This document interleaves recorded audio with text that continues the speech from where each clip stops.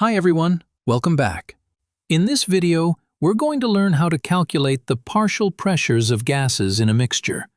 When several gases are mixed together, each gas contributes a part of the total pressure. The question is, how much pressure does each gas actually exert? To answer this, we'll work step by step through a real example using dry air at sea level. Here is the information we are given. Dry air contains nitrogen, 75.5% by mass, oxygen, 23.2% by mass, argon, 1.3% by mass. The total pressure of the air is 1.20 atmospheres. Our objective is to determine the partial pressure of each gas, nitrogen, oxygen, and argon. Let's see how to approach this problem step by step.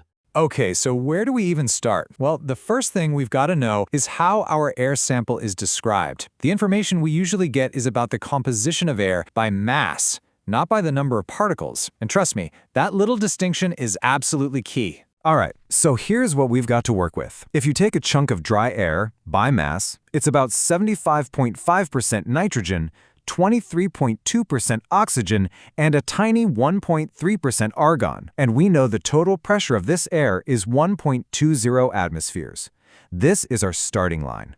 So, our mission is clear. We need to take these percentages based on weight and somehow turn them into the individual pressures for nitrogen, oxygen, and argon. So what's the tool we need to make that happen? To get this done, we need the right tool for the job. And luckily for us, there's really just one core formula that's going to connect what we know to what we want to know. And here it is, the main event. The partial pressure of any gas equals its mole fraction, that's the X, multiplied by the total pressure.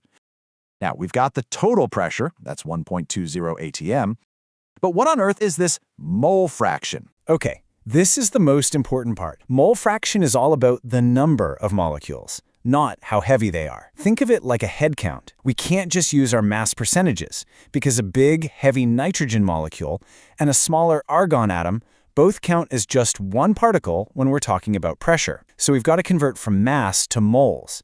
That's the missing piece.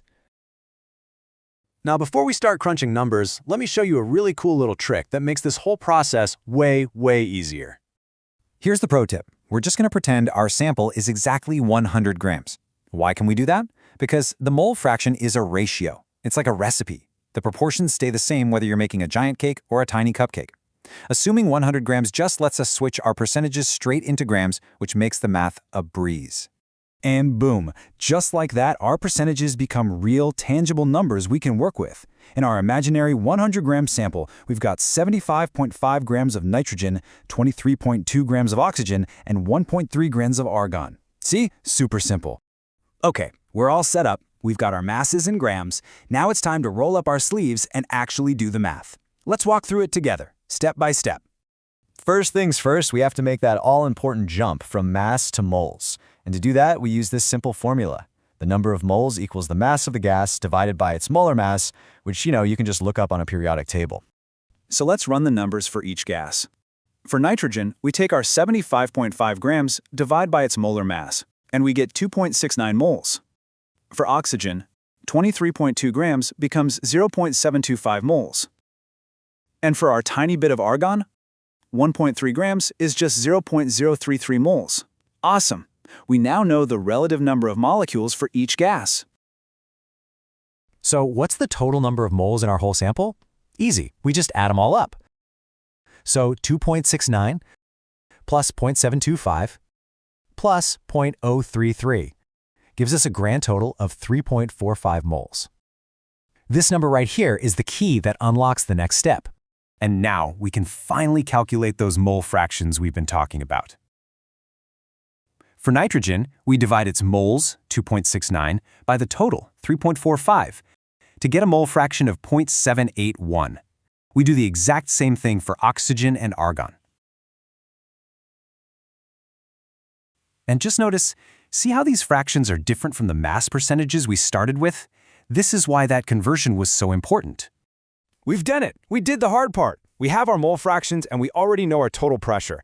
We can finally plug everything into our main formula and get the answers we've been looking for.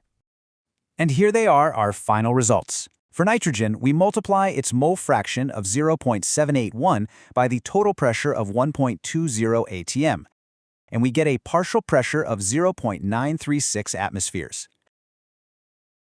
For oxygen, it's 0.252 atmospheres, and for argon, it's contributing a tiny 0.012 atmospheres. But wait, how do we know for sure that we're right? Well, there's a really quick and satisfying way to check our work. It's a great habit to get into. And check this out. If we add up the three partial pressures we just calculated, 0.936 plus 0.252 plus 0.012, what do we get? We get exactly 1.20 atmospheres. It's a perfect match with the total pressure we started with. That's how we know our math is solid. So let's just boil this whole process down into a simple 5-step guide. Number 1, use that 100-gram trick. 2, convert mass to moles. 3, find the total moles. 4, calculate the mole fraction for each gas. And 5, multiply by the total pressure. That's it. That's the blueprint you can use for any problem like this. And there you have it. That's how you go from mass percentage all the way to partial pressure. But I want to leave you with a little something to think about. What if we took this same container of air and heated it up? How would that change the partial pressure of each gas? And what would happen to the total pressure? Something to chew on for next time. Thanks for joining me.